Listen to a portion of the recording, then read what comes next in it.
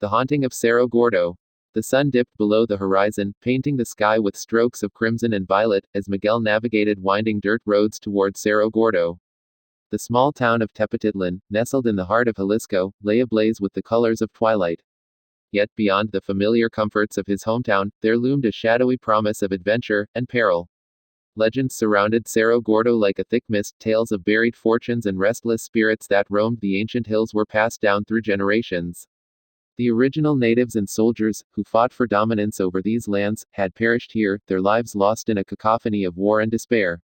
Many who dared to spend the night on the mountain returned with wild eyes, haunted not just by what they had seen, but by what they had felt, a lingering chill, a brush of cold hands, whispers echoing their deepest fears.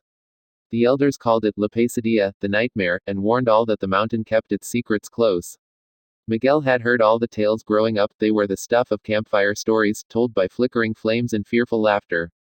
Yet, when his friend Carlos proposed a night in the haunted heart of Cerro Gordo, Miguel couldn't resist. The thought of potentially discovering the rumored treasure, hidden deep within the echoing caverns of the mountain, set his heart racing.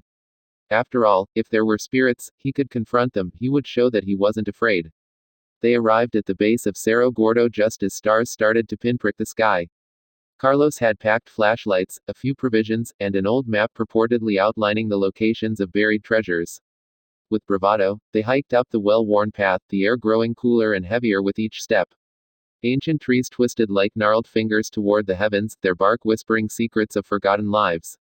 Dusk settled around them like a velvet cloak as they reached a clearing. In its center stood a crumbling stone structure, remnants of a long-abandoned lookout point.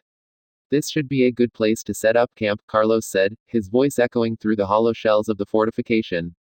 Miguel nodded but felt an unsettling sensation crawl along the back of his neck, an unshakable awareness of being watched.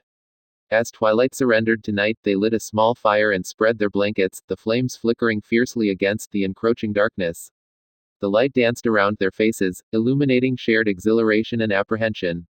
They discussed the legend of the treasure, coins of gold and silver, lost in the chaos of battle, and how its discovery could change their lives forever. However, deep down, both felt the weight of an unspeakable dread. Around midnight, the forest seemed to come alive.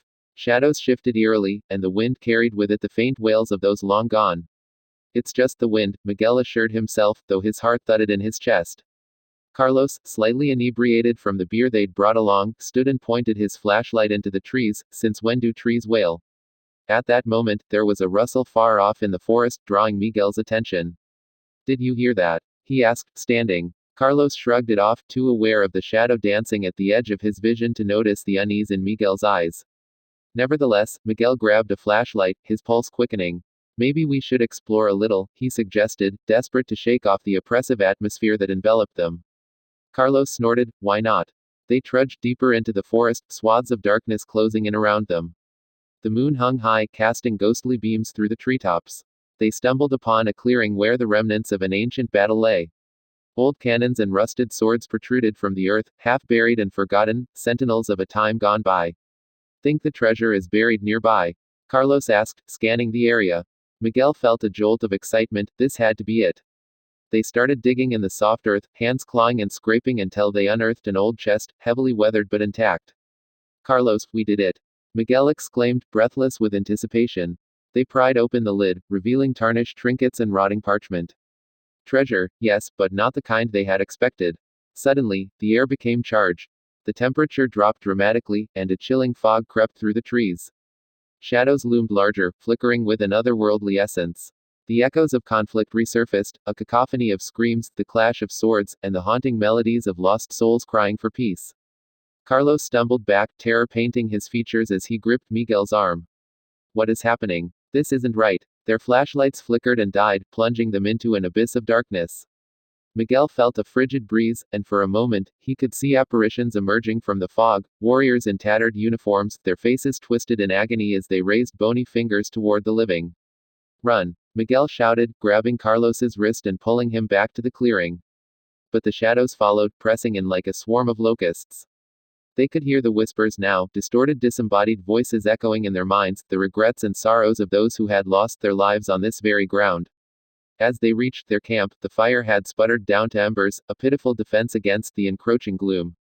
Panic surged within them, drowning out all logic. We need to leave, Carlos cried, fumbling with the backpack as darting figures lurked just beyond the trees. Gusts of wind howled around them, carrying the agonizing cries of the fallen. Miguel dared a glance back and saw them, the soldiers, the natives. Their figures shimmered grotesquely in the dying light. They beckoned, hands outstretched, as if pleading for recognition or to pull the living into their fray of death. Go, go, Miguel yelled, shoving Carlos toward the path they had come up. Night had turned into a labyrinth of terror, branches clawing at their clothes, the ground shifting beneath their feet. The spirits were relentless, yearning for the treasure they believed had been stolen from them. As they ran, the echoes grew louder, piercing their ears, filling their lungs with dread. The shadows twisted into shapes, becoming the faces of furious combatants who had felt the sting of betrayal. The treasure. It was a curse, not a boon, a snare that had trapped their souls. Finally reaching the edge of the hill, Miguel and Carlos stumbled into the early morning light. The voices faded, melding into the rustle of leaves and the chirping of birds. They collapsed on the ground, gasping, drenched in sweat and terror. The mountain stood stoic behind them, an ancient guardian of secrets too gruesome to unravel. They would never return to Cerro Gordo. The treasure was nothing compared to the lives it had claimed. Not all adventures are meant to be pursued. In shadows, some fortunes lie undisturbed, kept close by the haunting of the nameless dead.